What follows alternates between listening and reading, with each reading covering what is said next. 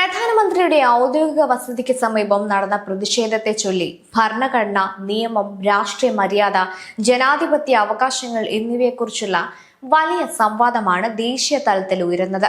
അതിൽ കേരള മുഖ്യമന്ത്രി വി.ഡി. സതീശനും പങ്കെടുത്തുന്ന വാർത്തയാണ് നമ്മളെ തേടിയെത്തുന്നത്. പ്രതിഷേധം ജനാധിപത്യത്തിന്റെ അവകാശമാണെന്നിരിക്കെ അതീവ സുരക്ഷാ മേഖലയായ പ്രധാനമന്ത്രിയുടെ വസതിക്ക് സമീപം പ്രതിഷേധം സംഘടിപ്പിച്ചത് നിയമലംഘനമാണെന്നതിൽ സംശയമില്ല.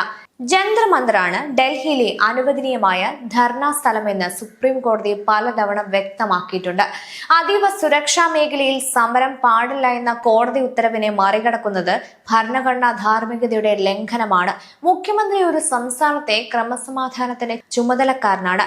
ആ വി.ഡി. സതീശൻ തന്നെ ഡൽഹിയിൽ നിരോധനാജ്ഞ ലംഘിച്ച് റോഡിൽ ഉപരോധിക്കുന്നത് പദവിയുടെ മര്യാദയ്ക്ക് നിരക്കാത്തതും സത്യപ്രതിജ്ഞയിൽ പറയുന്ന കർത്തവ്യ നിർവഹണം എന്നതിന്റെ ലംഘനവുമാണ്. ക്രമസമാധാനം പാലിക്കേണ്ടയാൾ തന്നെ ക്രമസമാധാനം തകർക്കുന്നു എന്നർത്ഥം. മുഖ്യമന്ത്രി സത്യപ്രതിജ്ഞ ലംഘിച്ചാൽ അത് ഗവർണർക്ക് റിപ്പോർട്ട് ചെയ്യാനും ഗവർണർക്ക് രാഷ്ട്രപതിക്ക് റിപ്പോർട്ട് ചെയ്യാനും ഭരണഘടനാപരമായി സാധിക്കും. ഇത് ഭരണഘടനയുടെ ആർട്ടിക്കിൾ 356 അതായത് മന്ത്രിസഭയെ പിരിച്ചുവിടാൻ വരെ നയിക്കാവുന്ന ഗുരുതരമായ വിഷയമായി വ്യാഖ്യാനിക്കപ്പെടാം.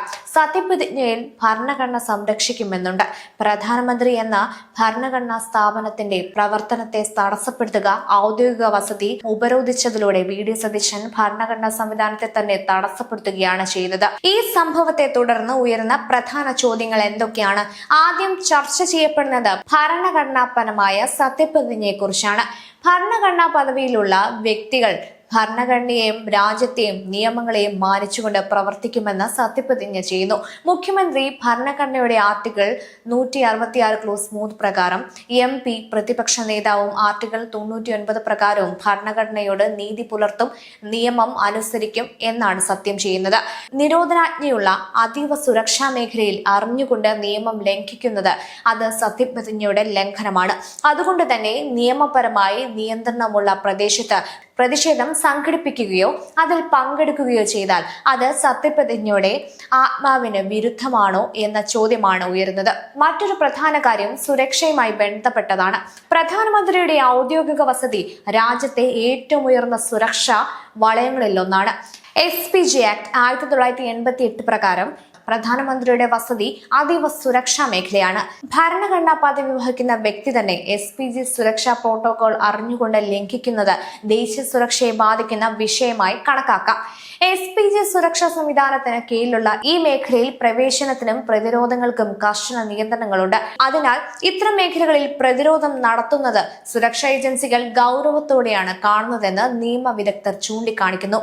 BNS 163 ലംഘനം, പഴയ CRPC 141, BNS 189 നിയമവിരുദ്ധമായി സംഘം ചേരൽ, BNS 221 ഔദ്യോഗിക കൃത്യനിർവഹണം തടസ്സപ്പെടുത്തൽ, BNS 285 റോഡ് തടസ്സപ്പെടുത്തൽ തുടങ്ങിയവ വി.ഡി. സതീശന് മേൽ ചുമത്താവുന്ന കുറ്റങ്ങളാണ്. ആർട്ടിക്കിൾ 361 പ്രകാരം രാഷ്ട്രപതിക്കും ഗവർണർക്കും മാത്രമേ ക്രിമിനൽ നടപടികളിൽ നിന്ന് പരിരക്ഷയുള്ളൂ. മുഖ്യമന്ത്രിക്കോ പ്രതിപക്ഷ നേതാവിനോ പരിരക്ഷയില്ല. അതിനാൽ അവർ സാധാരണ പൗരനെ പോലെ തന്നെ BNS 163, പഴയ 144, BNS പ്രകാരം unlawful assembly, obstruction of public servant തുടങ്ങിയ വകുപ്പുകൾ പ്രകാരം കേസ് നേരിടണം. സുരക്ഷാ മേഖലയ്ക്ക് പുറത്തുള്ള നിശ്ചിത സ്ഥലങ്ങളിലാണ് പൊതുപ്രതിഷേധങ്ങൾ നടത്തേണ്ടതെന്ന് വിവിധ കോടതി വിധികളിൽ വ്യക്തമാക്കിയിട്ടുണ്ടെന്നാണ് നിയമരംഗത്തുള്ളവരുടെ അഭിപ്രായം. അനുമതിയില്ലാതെ സുരക്ഷാ മേഖലയിലേക്ക് പ്രതിഷേധം നീങ്ങിയാൽ പൊതുയോഗം, ഗതാഗത തടസ്സം, പൊതുജന സേവനങ്ങൾക്ക് തടസ്സം എന്നിവയുമായി ബന്ധപ്പെട്ട വകുപ്പുകൾ പ്രകാരം കേസുകൾ രജിസ്റ്റർ ചെയ്യാൻ പോലീസിന് അധികാരമുണ്ട്. എന്നാൽ ഇവിടെ ശ്രദ്ധിക്കേണ്ട മറ്റൊരു കാര്യമുണ്ട്. ഒരു പ്രതിഷേധം നടന്നുവെന്ന കാരണത്താൽ മാത്രം ആരുടെയെങ്കിലും മേൽ തീവ്രവാദ വിരുദ്ധ നിയമമായ UAPA ചുമത്താനാകില്ല.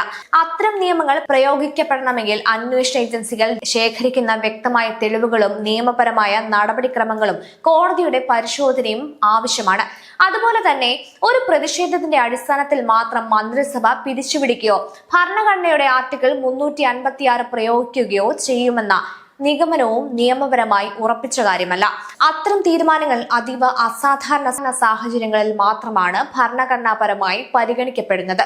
അതിനാൽ ഈ വിഷയത്തിൽ ഉയർന്ന ആരോപണങ്ങളും നിയമപരമായ ചർച്ചകൾക്കും അന്തിമമായി വിലയിരുത്തേണ്ടത് അന്വേഷണ ഏജൻസികളും കോടതികളും തന്നെയായിരിക്കും.